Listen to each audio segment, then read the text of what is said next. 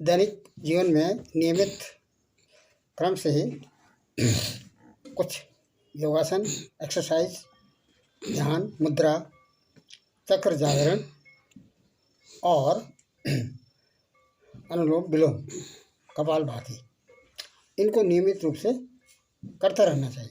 और एक सिस्टम, समय की उपलब्धता के आधार पर हम कितने एक्सरसाइज, कितने योगासन और कितने आसन और कितनी मुद्राएं और कितने इसमें चक्र जागरण कर सकते हैं, इसके अनुसार ही एक क्रम निर्धारित कर लेना चाहिए।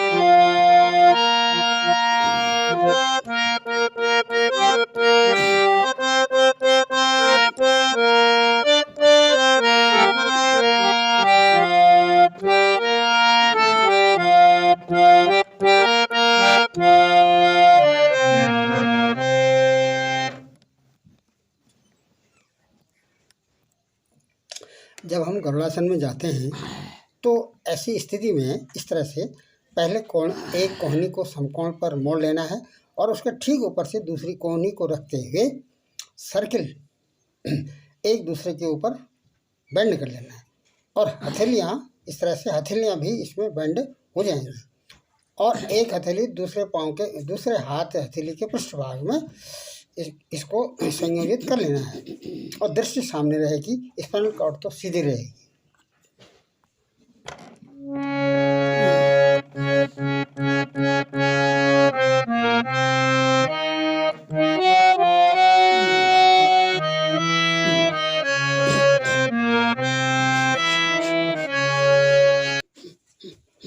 जब हम भस्त्रिका करते हैं तो इसमें पूर्ण रूप से स्टोमक या पेट को अंदर झटके से इसको अंदर खींचना है।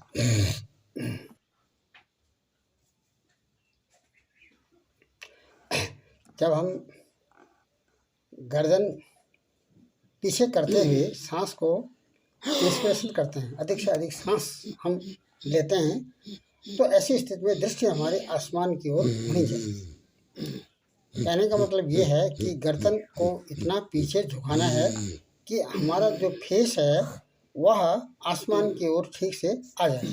जब हम वापस आ रहे हैं तो केवल गर्दन ही वापस लानी है और ये स्लो मोशन में लाना है, धीरे धीरे करके इसको वापस लाना है। यह अग्निसार क्रिया है।